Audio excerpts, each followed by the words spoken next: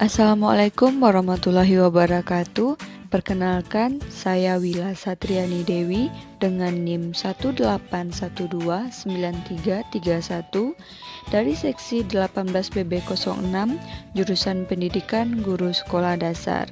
Video pembelajaran ini saya buat untuk memenuhi tugas pada mata kuliah seminar KSD-an dengan dosen pengampu Bapak Mansurdin SSNM Home. Kita akan membahas materi mengenai akomodasi seminar, di mana kita akan membahas beberapa poin.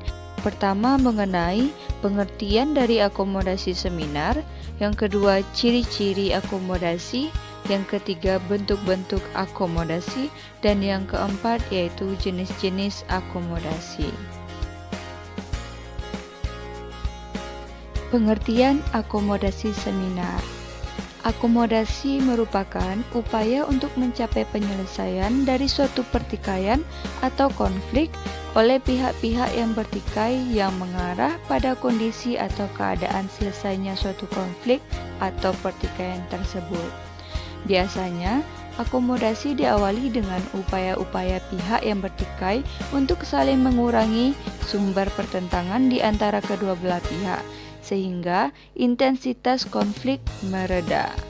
Akomodasi dalam seminar merupakan segala suatu usaha yang dilakukan untuk mencegah, menyelesaikan, dan mengurangi konflik atau pertentangan seseorang maupun kelompok yang memiliki perbedaan paham dalam seminar.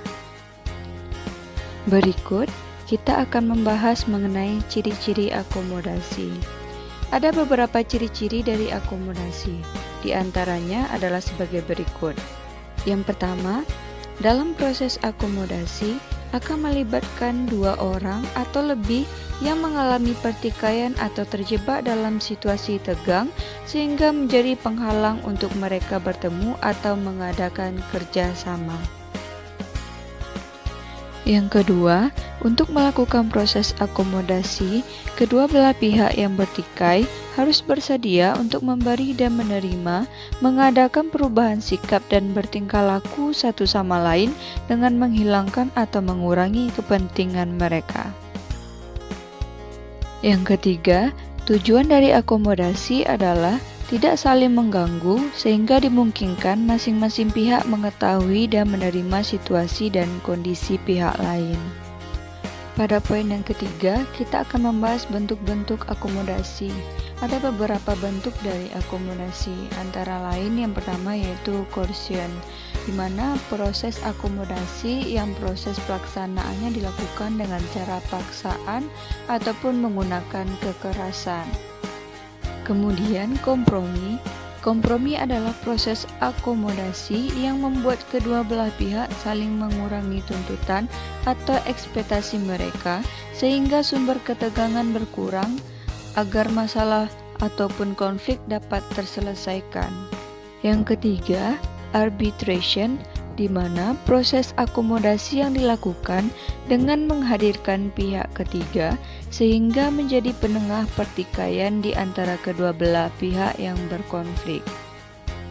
Yang keempat, mediasi, di mana proses akomodasi yang merupakan penyelesaian pertikaian antara dua kelompok atau lebih yang kedua belah pihak tidak sanggup mencapai kesepakatan sehingga kedua belah pihak yang berkonflik menghadirkan pihak ketiga agar konflik terselesaikan.